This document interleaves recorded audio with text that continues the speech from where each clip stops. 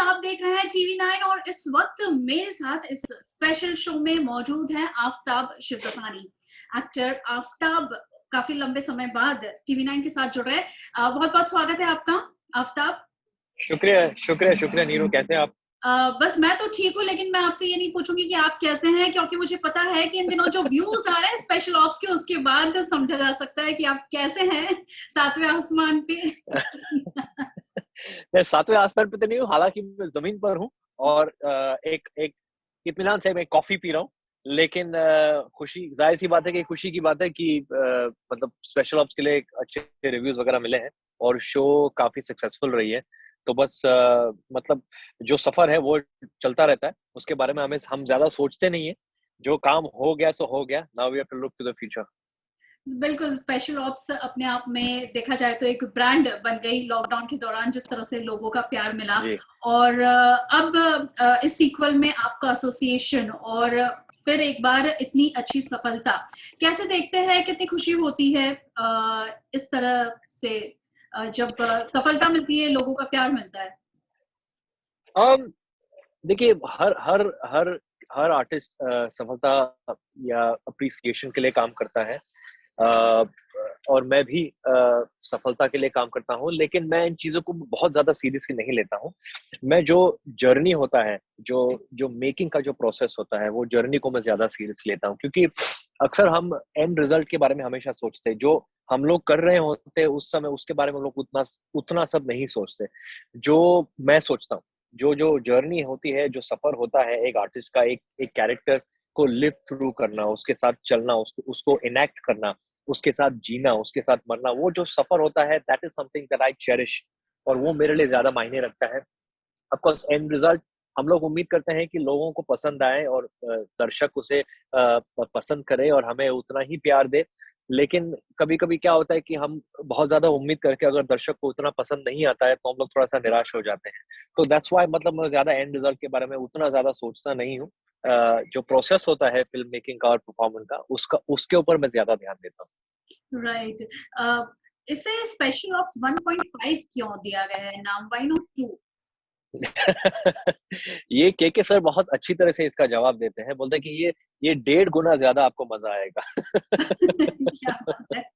अच्छा, ये बताइए, फर्स्ट सीजन जो रहा वो काफी सक्सेसफुल रहा, और जब आपको 1.5 के लिए ऑफर किया गया रोल विजय कुमार का, so what was your first reaction?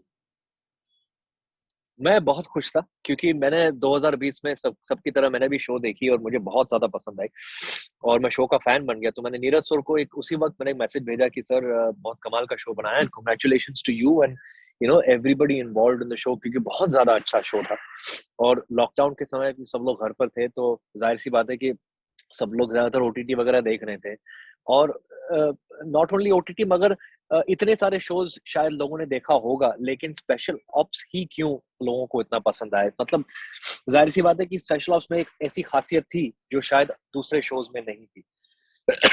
तो मैं भी सब लोगों की तरह इस शो का फैन बन गया और मैंने सर को मैसेज भेजा कि अगर हो सके तो मैं ज़रूर आपके साथ कभी ना कभी काम करना चाहूँगा और आपके साथ जुड़ना चाहूँगा।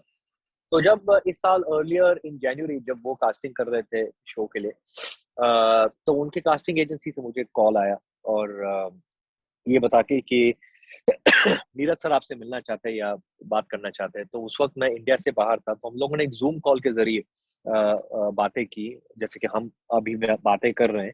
और उन्होंने मुझे स्क्रिप्ट और शो और किरदार के बारे में समझाया और उसी वक़्त आई वाज़ कंप्लीटली सोल्ड, क्योंकि मुझे पता था कि मुझे उनके साथ काम करना है। और व्हाट बेटर, क्योंकि सोने पे सुहागा है, to get associated with special ops, जो मेरा पसंदीदा शो था और है। Not for biased reasons, not for partial reasons, हालांकि शो इतना अच्छा है। तो मैंने बोला डेफिनेटली सर, मैं आपके साथ और इस शो के साथ मैं जुड़ना चाहता हूँ। तो उन्होंने काफी कुछ समझाया मुझे, फिर उन्होंने मुझे एक स्क्रिप्ट भेजी जो मैंने पढ़ी and of course it was a no brainer for me. मैं ऑन बोर्ड इमीडिएटली आ गया and the next thing I knew, I was on a flight back and ready for work. So how was your overall experience K Menon के साथ काम करने का? क्योंकि इसका जिस तरह का सब्जेक्ट है, जिस तरह का आपका किरदार रहा है इसमें, सीक्रेट सर्विसेज से जुड़े हुए हैं, how was the overall experience? मैंने हमेशा, ये मेरी ख्वाहिश थी कि मैं सीक्रेट सर्विस या रॉ या किसी इंटेलिजेंस एजेंसी का एक किरदार मैं निभाऊं, yes you know services of the country, army, navy, air force, हमेशा मेरी ये ख्वाहिश थी एज एन एक्टर, लेकिन सही मौका नहीं मिला। और एक ऐसा मौका जहां पर वो इम्पैक्टफुल रहे, उस तरह का मौका मुझे आज तक नहीं मिला। तो जाहिर सी बात है कि जब मुझे स्पेशल ऑफ मिली तो आई वाज ओवरजॉयड, मैंने हाँ कर दी। The next thing was to kind of break the ice with KK sir, क्योंकि मुझे पता था कि जो हिम्मत और विजय की कहानी है वो बहुत ही गहरी है, बहुत ही गहरी दोस्ती है उनकी। और अगर जो कैमराडरी और जो केमिस्ट्री रियल ना लगे तो वो स्क्रीन पर दिखाई देता है अक्सर, यू नो दोनों के बीच में जो नॉर्मल जो दो लोगों की जो असल में पर्सनालिटीज है। एक तो एक्टर्स होते ही है, वो इतने उम्दे एक्टर है, मतलब इतने एग्जाम्पलरी और अकम्प्लिश्ड एक्टर, उनके मतलब उनके बारे में जितना भी बोलो कम होगा, क्योंकि वो सब लोग जानते हैं वो किस तरह का एक्टर है। तो हमारी केमिस्ट्री को जमाना बहुत जरूरी था। और by the grace of God and you call it the stroke of luck और व्हाटएवर, हम लोगों ने बहुत समय क्वारंटीन में एक साथ गुजारी। मॉरिशस में जब हम लोग गए थे तो हम लोगों ने सबसे पहले तो 14 दिन अकेले अकेले क्वारंटीन की, लेकिन उसके बाद मॉरिशस के शूटिंग करने के दौरान हमें काफी समय मिला एक दूसरे के साथ वक्त बिताने के लिए। And that I think really cemented the friendship, और एक म्यूचुअल रिस्पेक्ट और एक म्यूचुअल फ्रेंडशिप और एक म्यूचुअल लव, म्यूचुअल एडमिरेशन, आप जो भी कहो, there was this one unspoken respect that was there, and of course I looked up to him because वो ऐसे किरदार है, ऐसे कलाकार है जो आप उससे बैठकर भी इतना सब कुछ सीख सकते हो, you know, as an actor about life, क्योंकि वो फिल्मी नहीं है। He doesn't talk about things that other people talk about. He talks about life and he talks about growth and he talks about things that I enjoy and get stimulated as a person. तो हमारी दोस्ती काफी जमी, and I think क्योंकि ये दोस्ती एक personal level पर जमी, वो आपको ऑटोमेटिकली स्क्रीन पर ट्रांसलेट हो गया, एंड पीपल आज उसके बारे में जिक्र कर रहे हैं, उसके बारे में बात कर रहे हैं कि हिम्मत और विजय की कहानी एक एक ऐसा रिश्ता है जो एक एक मिसाल बनकर रह गया है सब लोगों के लिए।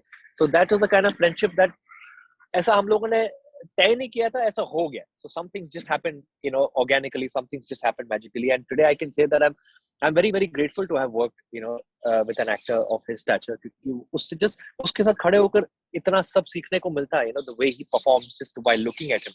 And I kind of grasp from my co-actors, अगर मेरे को-एक्टर्स मुझे एनर्जी दे रहे या उस तरह का परफॉर्म कर रहे, तो it kind of rubs off on me as well, and that elevates my performance as well. तो it's been an absolute delight, an absolute pleasure to work with KK sir as well. Pandemic के time में shooting का पूरा schedule रहा आप लोगों का, how was the experience different? पहले जिस तरह से पैंडेमिक के पहले जब सिचुएशन पूरी नॉर्मल हुआ करती थी, तब शूटिंग का एक्सपीरियंस कैसा रहता था, और इस बार कितना चैलेंजिंग रहा स्पेशली? हम लोगों ने पूरी शूट पैंडेमिक के दौरान शूट की, ऐसा नहीं कि हम लोग पैंडेमिक पहले या पैंडेमिक के बाद। पैंडेमिक के बाद तो अभी तक हम लोगों ने देखा नहीं है कि किस तरह का कि किस तरह की दुनिया होगी, लेकिन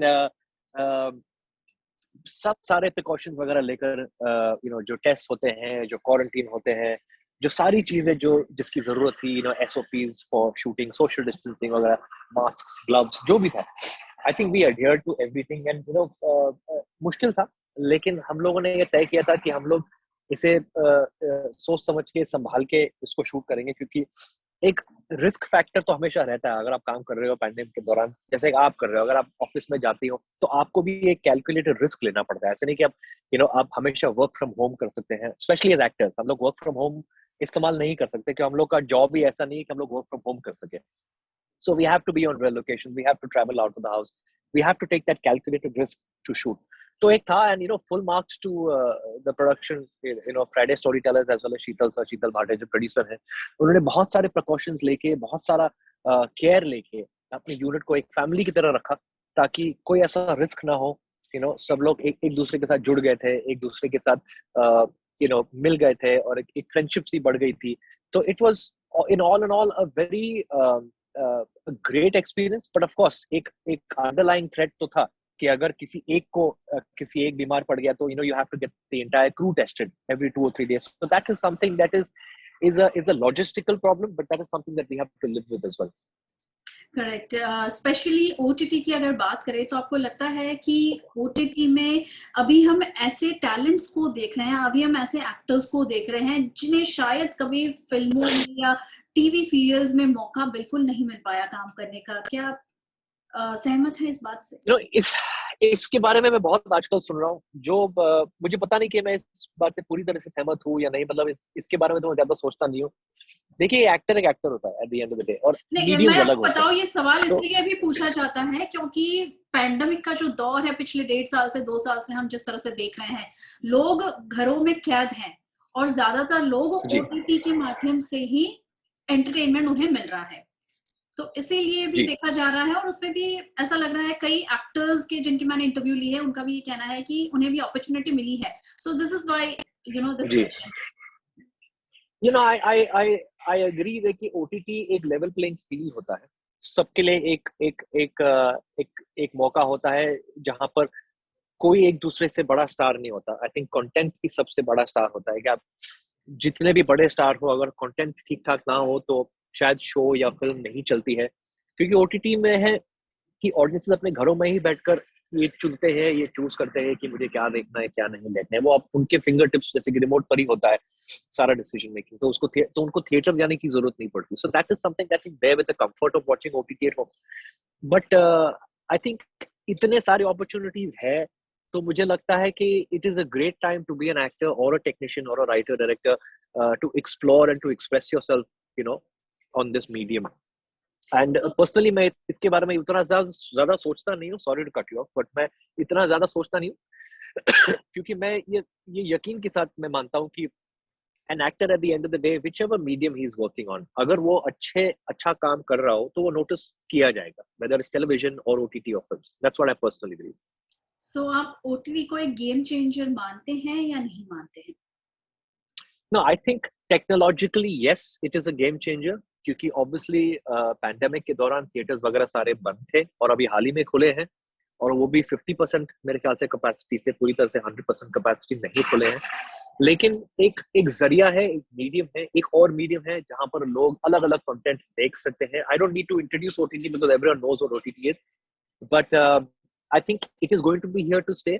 और अगर आपके पास एक और सवाल था जो मैं प्रीएम्प्ट करना चाहता हूँ कि क्या ओटीटी और सिनेमा साथ में एग्जिस्ट हो सकते हैं या if they eat out of each others shares, उसका भी जवाब तैयार है।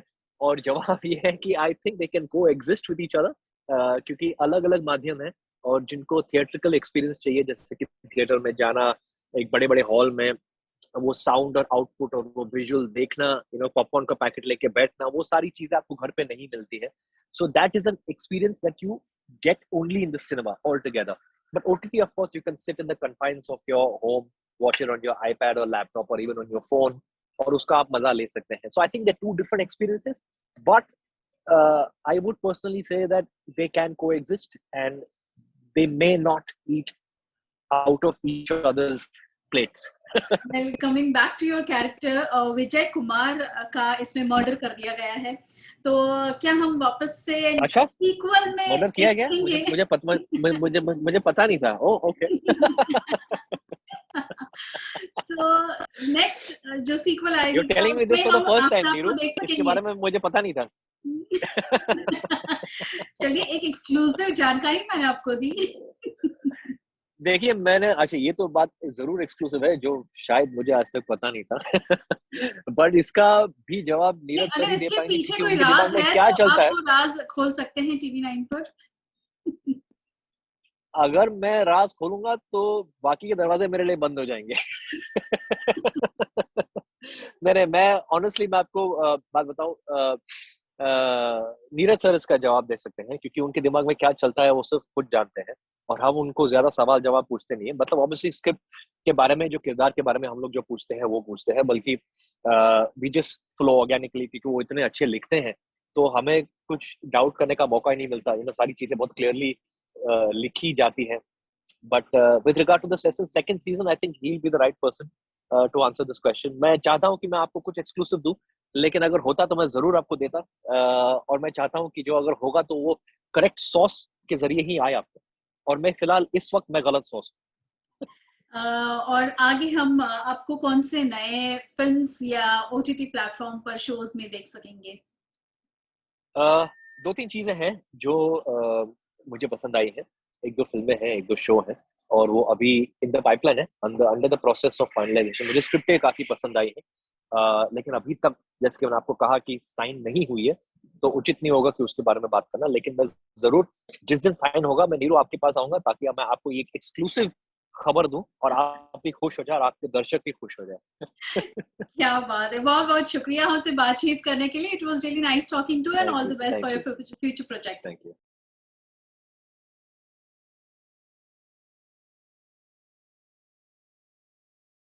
देश बनता है अपने नागरिकों से, ऐसे नागरिक जो अधिकार के साथ कर्तव्य पर भी ध्यान दें, जो सच्चाई का आदर करें, लेकिन असत्य से लड़ना भी सीखें, जो सिर्फ जानकार न बने, बल्कि जागरूक भी रहें। इस काम में TV9 डिजिटल है आपका मददगार लगातार, ताकि आप भीड़ का हिस्सा न बने, बल्कि राह दिखाएं भीड़ को।